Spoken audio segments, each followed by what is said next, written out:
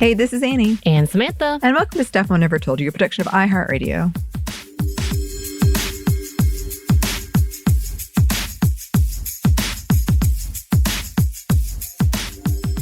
Oh, what a lovely day, Anney. Do you know why I think it's such a lovely day?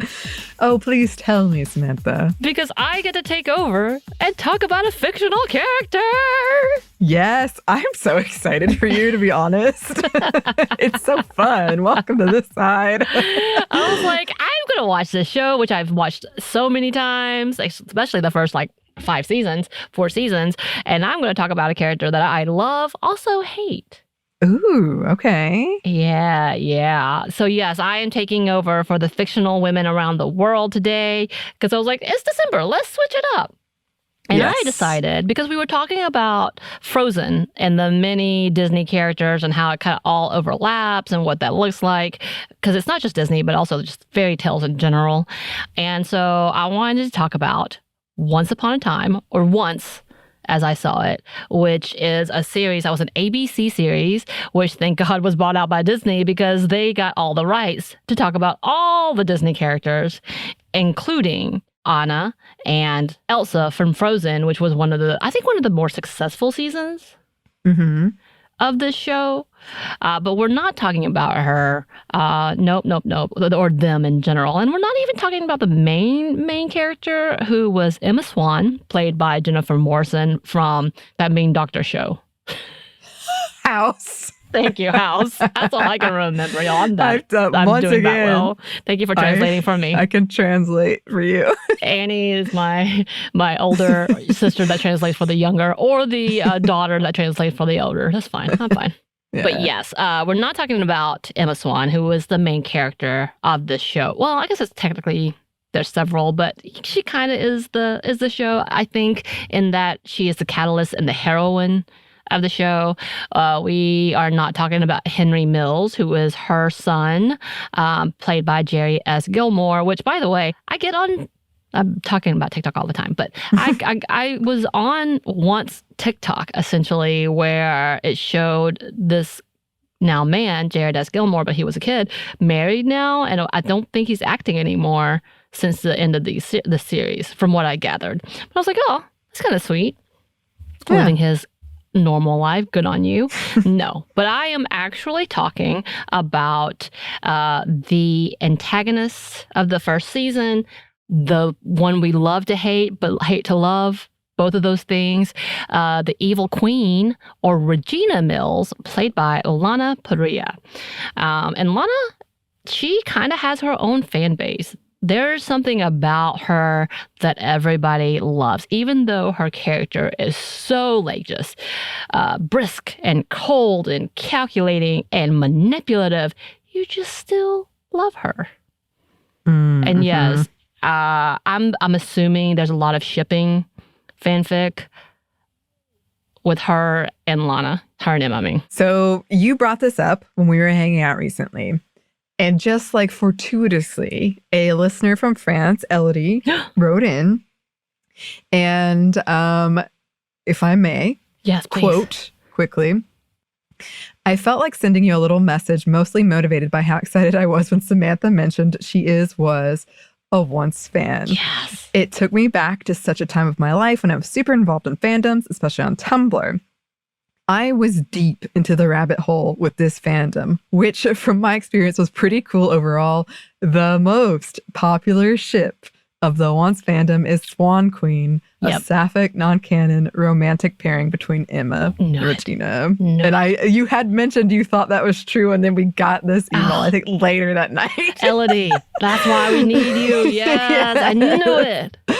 Yes. So that's just my interjection. I was this. So excited to hear about it. I'm glad you got that confirmation at the beginning of this, because I know there has to be, because there's so many, the love to hate ploy. Yes. The enemies to lovers. This is it. This is the classic, because not only were they enemies, they're fighting for a son. So, yes, all of these things. We also will go ahead and say that there is Snow White is the main fairy tale that we start with, who is played by Jennifer Goodwin, who is Mary Margaret in the real world. I'm going to put that in quotes. And then we have Prince Charming, played by Josh Dallas. And by the way, Jennifer and Josh are real life couples that they met on the set. And there you go. Also, who had met on the set was Jennifer Morrison and Sebastian Stan, who played the Mad Hatter on this show.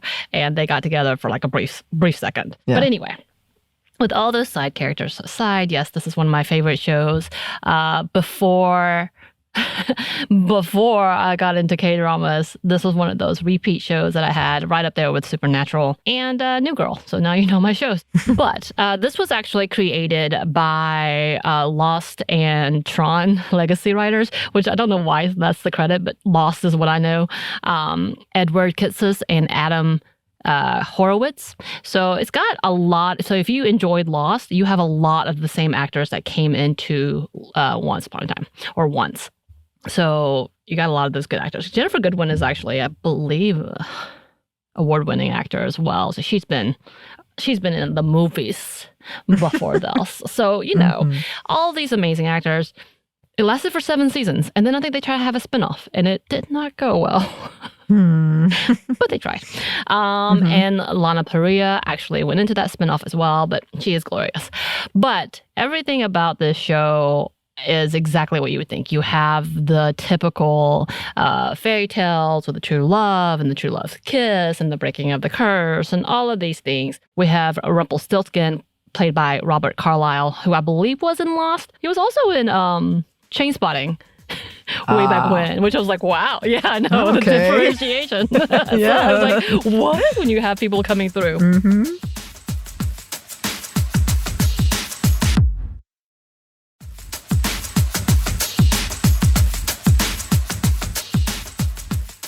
But we have many fairy tale characters that is a part of this. There's also, again, the newer Disney versions of things. Again, Frozen is a part of this. Merida from Brave is a part of this. So you got different stories that come in. Alice in Wonderland is a huge part of this. You also have like tales like Jekyll and Hyde that become a part of this, and of course the Wizard of Oz. So different things all throughout.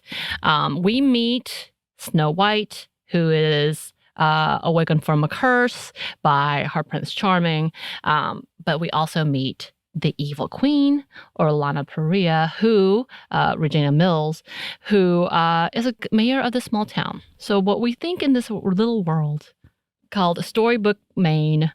Yes, the name of the place is called Storybrooke, where this curse has happened from the fairy tale lands or the enchanted forest, a different world where she takes herself and all of the creatures from that land to a place with no magic, and she is in control of that land. And time stops for them the entirety of the time, but the prophecy is that a product of true love, which would be the child of Snow White and Prince Charming, would come and break this curse. But because of that curse, she needs her to be different and away from that curse. So they send her to the real world without knowing who she is, by herself, essentially. And she grows up thinking she's an unwanted orphan, which is always what happens, who gets into a lot of trouble, who gets pregnant at a young age, gives up this child for adoption. And then this child comes out of nowhere, Henry, to find her because he is so miserable. But he also, being from the real world, knows that there's something wrong with Storybrooke, Maine, which is where he came from, and that there is a curse, and knows the truth about it all, and has to be the one that teaches or tells the daughter of true love that she is the one to break the curse. So there you go. So that's kind of the premise of this entirety of the show. And she obviously does not believe in fairy tales or magic or any of that stuff or this nonsense. But Henry, her child, does. And yes, Henry is adopted by Regina Mills / the Snow Queen. And he is really the only thing she loves in this world, because she does not care and is bitter and angry and wants everybody to suffer because she is miserable. Okay. You ready? Yeah. So here's a character analysis from character.com. And the character is CHARCTOUR. character. Oh. .com. I see. So here's what this says. It says she is the mayor of Storybrooke, in addition to her duties, quote unquote, as evil queen. She keeps watch over everyone in town, and she also knows where they came from and lies about it. Constantly clashes with Emma Swan, who later becomes a new sheriff in that town because she's fighting for the good people. She is stepmother to Snow White, or Mary Margaret. Her interests include, I like that they put an interest, magic, apples, and her adopted son. Yes. Her relationship status, single and cynical. Before becoming the evil queen, Regina was in love with a stable boy and was generally much more optimistic about romance. Yeah, it's really sad. Oh. And then her personality is aggressive, smart, and pragmatic. Unlike her mother, who was very evil, Regina learns to value her relationships over achieving total power and acts as a foil to Snow White's idealism.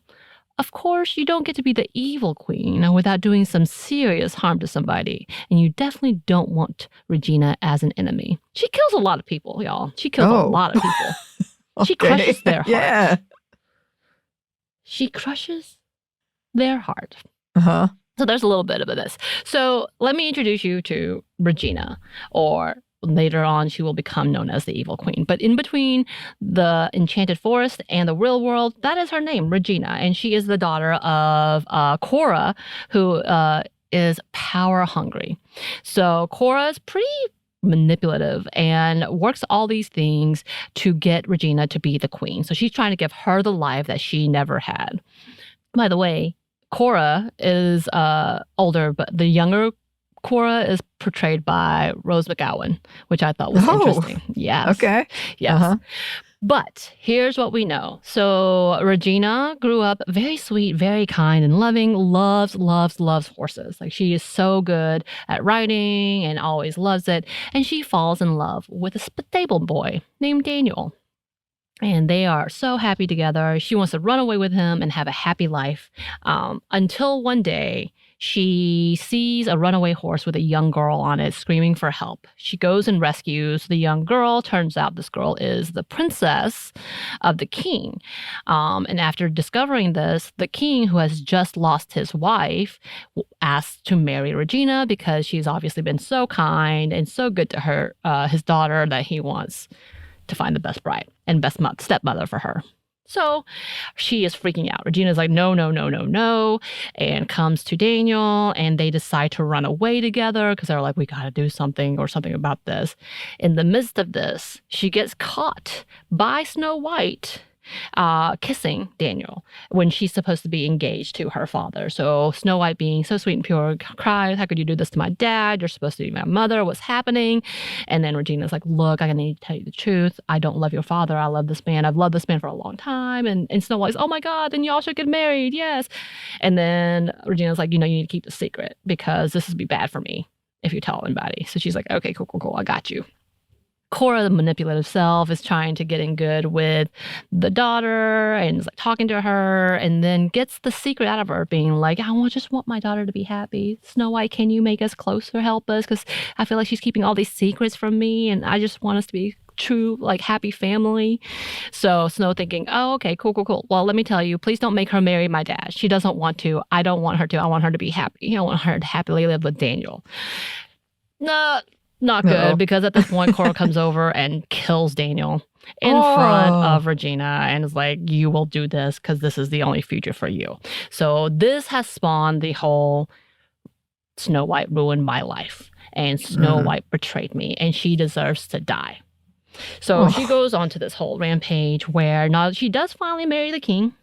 She gets the king killed by getting the genie, who is played by Giancarlo. Yeah, Esposito. Yeah, Esposito. He comes in and he helps her kill the king because she tells him she's in love with him and wants to run away. And she is unhappy at the castle.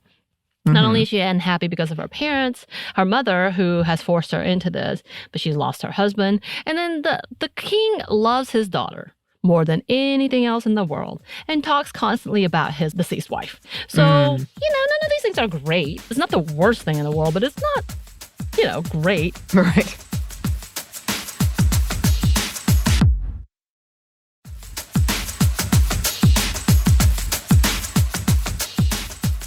So all this happens, and so she and the genie end up killing the king.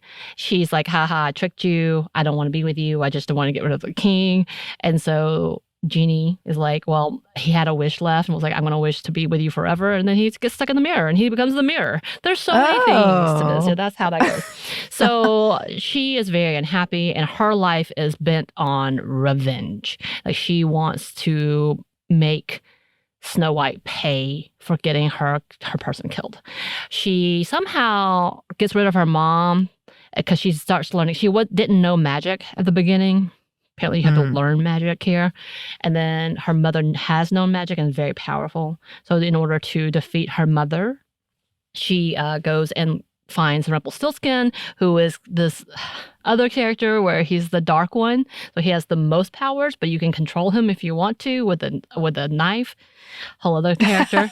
But he's the one that taught Cora. And so she finds him and he teaches Regina how to do magic. And with that, she bans her mother from the land and sends her away, all these things. And he's also the one that tricks her into doing this curse that takes everybody away from the magic world to the not magic world. So after all of this, after all the failing of trying to kill Snow White, and she has tried to kill Snow White in so many ways with different people and tricking everybody, and she has a whole group of witches on her side that is also like frenemies type of thing. It's like the Mean Girls type of thing. So we have Maleficent as a part of that. Yeah. We have Ursula. Ursula's kind of the part of that. And then from the Dalmatians, Cruella de Vil. She's a kind of like, so all of them are kind of all together, but not. And they're all like frenemies. Whole thing. And so she throughout tries to plan to get their happy ending, essentially is the goal. And that her happy ending is to get revenge on Snow White. Snow White is apologetic and tries to apologize and finally gets to the point where she's like, it's not my fault, I was a child, and starts fighting back. So there's this whole battle between the Queen and Snow White. Thing. Little Red Riding Hood is on their side, is on Snow White's side. The dwarves are on Snow White's side. The fairies are on Snow White's side. All those things. All the villains are obviously over here. And Rumpelstiltskin's just playing his own game. So all of this finally, Regina tries to find the ultimate curse to end all of everybody's happiness but her own, because she gets to control the whole narrative. And she makes sure to keep Snow White and Prince Charming separated from each other in the real world. Like affairs happen and like comas, all those things. Unhappiness. Whoa. Yeah, so much unhappiness. So they all come to the real world, and she's been living good 28 years without any problems until Emma Swan shows up, and she puts all kinds of roadblocks in her plans, including the fact that Henry is very upset with the mother, doesn't want to hang out with Regina, wants to be with his biological mother. And then Emma is trying to protect everybody, becomes a sheriff after the actual sheriff is killed by Regina because she got rejected by him. And he was a huntsman. Yeah, in the old world. And he remembered it, and she had to kill him before he could tell everybody. Oh, no. So she crushed his heart that she kept in this thing. She has a whole chamber with all of the magic she was able to bring over, which is not much, but she has enough. And it does include the Mad Hatter helping her to get things from the other worlds, because he has access to other worlds thanks to his top hat. Of course. And I made you watch that episode. You did. It was kind of disturbing. It was a disturbing episode because we just watched Fresh. And I was like, this is too familiar, except he's not eating people. Yeah, but it was very similar. He did spike her drink and then kidnap them. So It wasn't good. Yeah, no, it was similar. But going back to Regina, so she goes to this harrowing thing and she's trying to keep her world intact, but it's not going to happen. It ends up going all bad. She's trying to get rid of Emma, even tries to poison Emma with a poison apple that she got from the other world. But Henry eats it instead, and he is put under a curse, and he actually kind of dies. But thanks to Emma, who finally believes and realizes maybe this is all true, gives him a true love's kiss, as we talked about before, how it can be different. Thanks, Frozen. Yes. Yes. And it breaks the entirety of the curse. And everybody is awakened, but there's still no magic, except Rumpelstiltskin, having his own agenda because he's trying to find his happy ending, brought magic into the world and brings magic back to the land. Ruh-roh, that means Regina is now powerful witch again. Evil witch, queen again. That was season 1. You good with season 1? Yeah. I have to say, I am loving this. I rarely get to be on this side where I'm just like going along for the ride of what you're telling me. As I'm just like excitedly telling you everything about the show before you even said it. I mean, yes. I hope that I probably should have put this at the beginning, that there were spoilers, but it's been over since I think like 2018. I think we're good, right? It's been over 5 years. Well, the rule is 10 years, but I feel like with something big, okay, then it's like a couple of months because you can't control it. But I am having really fun. And I hope that you are too, Samantha, because this has become a 2-parter. We're going to stop it here. And then we're going to pick back up with what happens next in Once. I'm very excited. I'm having such a good time. If you would like to contact us, if you have any thoughts about this, you can email us at stephaniamomstuff@iheartmedia.com. You can find us on Twitter at momstuffpodcast or on Instagram and TikTok at Stuff Mom Never Told You. We have a TeePublic store and we have a book. Thanks as always to our super producer Christina, our executive producer Maya, and our contributor Joey. Thank you. And thanks to you for listening. Stuff Mom Never Told You is a production of iHeartRadio. For more podcasts from iHeartRadio, you can check out the iHeartRadio app, Apple Podcasts, or wherever you listen to your favorite shows.